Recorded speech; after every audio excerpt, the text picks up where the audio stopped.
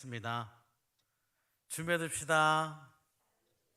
네, 우리 삶 속에 우리 주님이 스며들어서 날마다 하나님께 더 가까워지시기를 소망합니다. 마르다, 마리아, 나사로, 이 남매들은 예수님의 친구였습니다. 예수님을 따르는 사람들은 많았지만 진정으로 예수님의 마음을 헤아려 주는 사람들이 없었던 예수님에게 이 친구들은 정말 소중한 존재였을 것입니다. 예수님을 따르던 사람들의 부류는 첫째, 아프고 줄인 사람들이었습니다. 이 사람들의 관심은 오직 자기 병이 낫고 배고픔이 해결되는 것이었습니다. 실제로 보면 예수님께서 병을 고쳐준 사람들이 많았습니다. 자, 이 일을 보고 나도 병이 나으면 좋겠다 하면서 쫓아다닌 겁니다. 또 마찬가지로 예수님을 쫓아다녔더니 오병이어의 기적, 떡 5개와 물고기 2마리로 5천 명을 먹입니다. 이런 일이 한 번으로 끝나지 않았어요. 7병이어의 기적도 또 일어났습니다. 예수님만 쫓아다니면 굶주리지 않을 수 있겠다. 야, 떡 5개만 있으면 1,000단위가 먹어. 사람들은 그렇게 생각을 하고 예수님을 쫓아다닌 겁니다. 당연히 이들은 예수님의 마음을 헤아릴 수 없었습니다. 그저 먹을 것, 그저 내 몸 아픈 거 낫는 거, 이것만 관심이 있었지요. 아무리 많은 사람들이 함께했다 하더라도 예수님은 외로우셨을 것입니다. 예수님을 따르는 또 다른 부류는 예수님의 제자들이 있었습니다. 자, 예수님의 제자들이니까 예수님 마음을 잘 헤아렸을까요? 우리가 성경 말씀을 보면서 확인할 수 있는 것은 예수님의 제자들은 부활하신 예수님을 만나고 나서야 정신을 차린다라는 겁니다. 예수님과 함께 있을 때는 별로 그렇게 부활하신 예수님 만나고 나서야 정말 제자다워졌지요. 예수님의 제자들은 예수님 곁에서 간혹 예수님을 하나님의 아들입니다 이렇게 고백하는 그런 신앙 고백의 순간도 있긴 했었지만 예수님의 뜻을 온전히 깨닫지는 못했습니다. 이들은 예수님께서 왕의 자리에 오르시면 자기들이 한 자리 차지할 것만 생각했기 때문에 예수님께서 수시로 가르쳐 주신 예수님 제자의 삶을 깨닫지 못했습니다. 자, 이런 상황으로 볼 때 예수님께서는 예수님의 제자들과 함께 다니시면서도 외로우셨을 것입니다. 예수님의 제자라면서 예수님 뜻을 헤아리지 못하니 얼마나 답답하셨겠습니까? 자, 예수님을 따르는 그룹이 또 하나 더 있었습니다. 그들은 예수님을 잡으려고 하는 사람들이었습니다. 이 사람들은 예수님이 못마땅했어요. 예수님이 하나님의 아들이라고 하는데 믿을 수가 없었습니다. 그래서 예수님의 꼬투리를 잡아서 어떻게 해서든 예수님을 깎아내리고자 했습니다. 당연히 이들 역시 예수님의 뜻을 알지 못했죠. 예수님이 말실수, 예수님이 뭐라고 하는가, 그 말은 누구보다 열심히 들었겠지만 예수님께서 원래 말씀하시는 그 뜻은 깨닫지 못하고 어떻게 하면 잡을까, 어떻게 하면 잡아갈까, 그것만 연구했기 때문에 전혀 예수님의 뜻을 알지 못했습니다. 풍요 속의 빈곤이라고 예수님과 함께하는 사람들은 많았지만 예수님의 마음을 알아주는 사람이 없었으니 예수님은 외로우셨을 것입니다. 그런 예수님에게 이 친구라는 존재, 마르다, 마리아, 나사로는 참 소중한 존재들이었을 것입니다. 그런 상황에서 어느 날 예수님의 친구 나사로가 죽은 겁니다. 친구가 죽었기 때문에 예수님께서는 지금 계시던 요단강 근처에서 예루살렘 옆 베단이라는 곳으로 가십니다. 그런데 우리가 이 상황을 좀 잘 살펴볼 필요가 있는데요. 지금 이 상황은 예수님이 도망 다니시는 상황입니다. 예루살렘에서 사람들과 말씀을 나누셨습니다. 말씀을 하시다가 예수님에 대해서 예수님이 누구이신가를 사람들에게 알려주십니다. 예수님은 나는 선한 목자다 그렇게 알려주시면서 요한복음 10장 30절을 보면 나와 아버지는 하나이다 그렇게 잘 알려주셨습니다. 그런데 바로 이때 예수님을 따르던 그룹들 중에 예수님의 꼬투리를 잡아 예수님을 깎아내리고 잡아가려고 하는 그룹들이 예수님을 돌로 쳐 죽이려고 합니다. 요한복음 10장 31절 말씀에 유대인들이 다시 돌을 들어 치려 하거늘 이렇게 써 있습니다. 예수님께서 하신 나와 아버지는 하나이다 이 말씀이 신성모독이라고 생각을 한 겁니다. 하나님의 이름을 망령되게 일컬었다 그렇게 이야기하면서 예수님을 죽여야 된다 생각을 한 것이죠. 10장 38절을 보면 예수님께서 예수님의 말씀을 알지 못하고 믿지 못하는 이스라엘 백성들에게 말씀해 주십니다. 내가 행하거든 나를 믿지 아니할지라도 그 이름 믿어라. 그러면 너희가 아버지께서 내 안에 계시고 내가 아버지 안에 있음을 깨달아 알리라. 한 번 더 이스라엘 백성들에게 예수님은 하나님과 하나다라는 것을 알려주신 겁니다.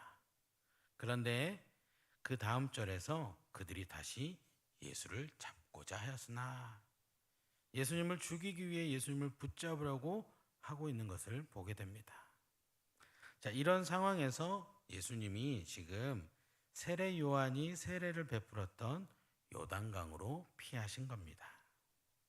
이 시절에 이스라엘 백성들이 예수님을 믿지는 않았지만 세례 요한은 선지자로 생각하고 세례 요한의 말은 또 잘 따랐거든요. 그래서 지금 세례 요한이 있는 곳에 피하신 겁니다. 근데 이 상황에서 되게 아이러니한 것은 자기들이 세례 요한 말을 그렇게 잘 들으면 세례 요한이 분명히 예수님 보고 하나님의 아들이라고 얘기했단 말이에요. 근데 왜 이 말은 안 믿었을까요? 자, 이스라엘 백성들은 지금 로마의 지배를 받고 있는 이스라엘을 해방시켜 주실 강한 왕이 올 것이라고 생각하고 있었기 때문에 말 구유에서 나시고 약한 사람들, 아픈 사람들, 소외된 사람들을 살피고 계시는 예수님을 인정하지 않은 겁니다. 자, 어쨌든 지금 예수님께서는 예수님을 잡아서 돌로 쳐 죽이려는 이스라엘 백성들을 피해서 요단강에 가 계신 그런 상황입니다. 자, 그런 예수님께서 지금 친구 나사로가 죽었다. 그 소식을 친구 나사로가 죽었다고 나사로의 집을 가시려고 하는 겁니다. 그런데 예수님의 친구 이 나사로의 집은 예루살렘의 바로 옆 동네인 베단이라는 곳이었습니다.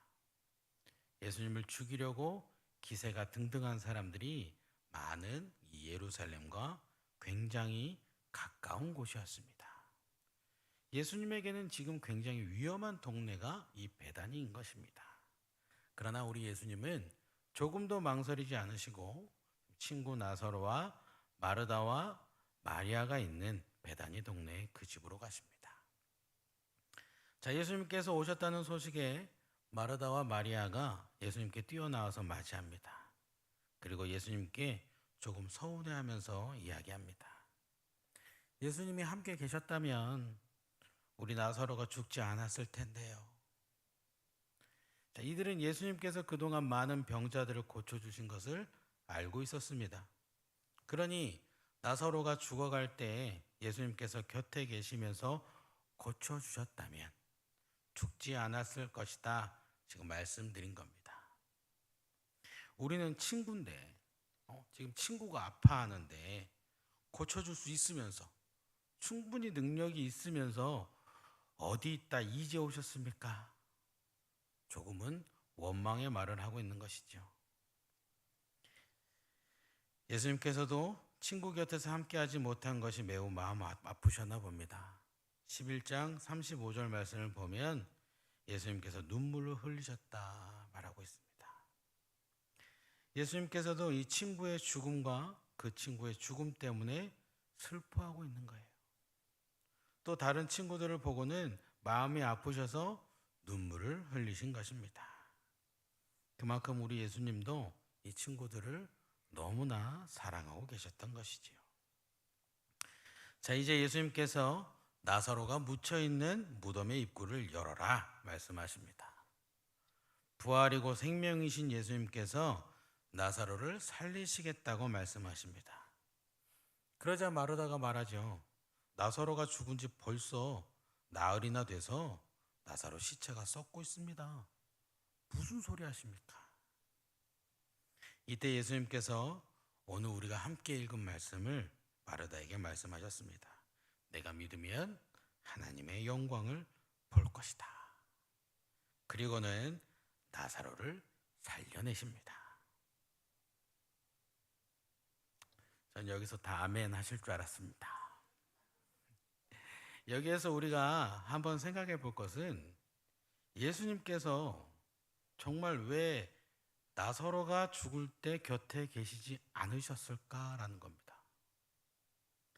예수님을 죽이려는 사람들이 있어서 피해 있고 숨어 있었다. 이거는 좀 완벽한 설명을 할 수 없는 것 같아요. 죽이려는 자들을 피하신 것이라면 지금도 나사로에게 가셔서는 안 되거든요.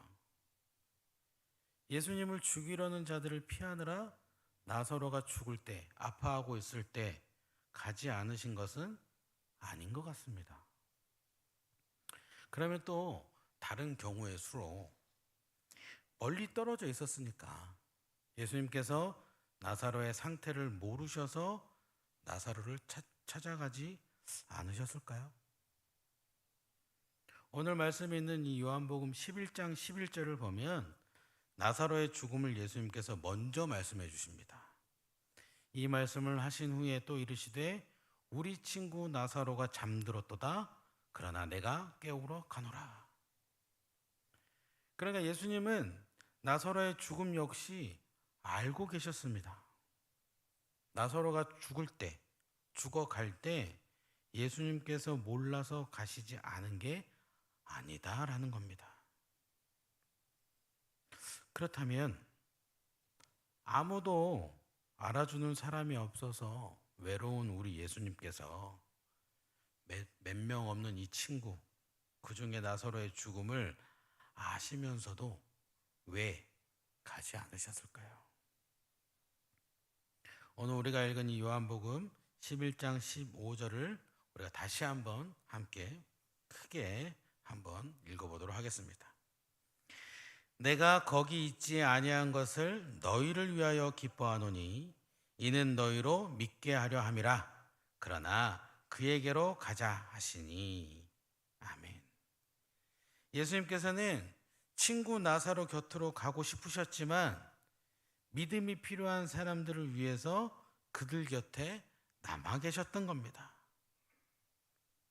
이 세상의 모든 사람들을 똑같이 사랑하신 예수님께서 한 영혼도 놓치실 수 없으셔서 친구가 죽어가고 있는 그 순간에도 그 사실을 알고 계셨지만 하나님 나라의 기쁨을 전하시기 위해서 믿음이 필요한 사람들 곁에 남아 계셨던 것입니다. 자, 이게 우리 예수님의 사랑입니다. 예수님에게는 예수님의 친구만이 중요한 것이 아니었습니다. 이 세상의 모든 영혼들을 다 사랑하셨습니다.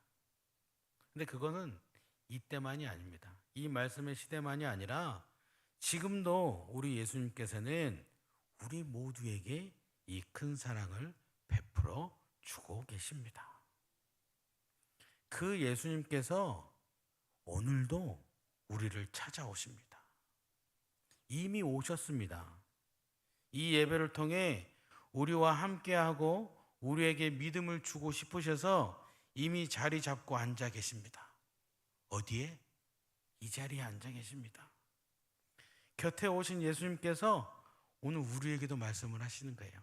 나만 믿어라. 내가 다 해줄게. 나만 믿으면 하나님의 영광까지 볼 수가 있단다. 이 말씀을 마르다에게만 하신 것이 아니라 지금 우리에게도 말씀하고 계신 겁니다. 나만 믿어. 나만 믿으면 하나님의 영광까지 볼 수 있다. 사랑하는 친구 곁으로 가시는 것까지 포기하시고 우리 곁을 지키고 계신 예수님께서 하신 이 말씀, 나만 믿어라. 이 예수님을 의지하시기 바랍니다. 그래서 우리의 기대를 조금도 저버리지 않으시고 항상 우리 곁에서 힘을 주시고 사랑을 알려주시는 예수님의 은혜를 끝까지 체험하시는, 나아가 하나님의 영광까지 보게 되는 저와 여러분이 되기를 주님의 이름으로 축원합니다. 기도하겠습니다.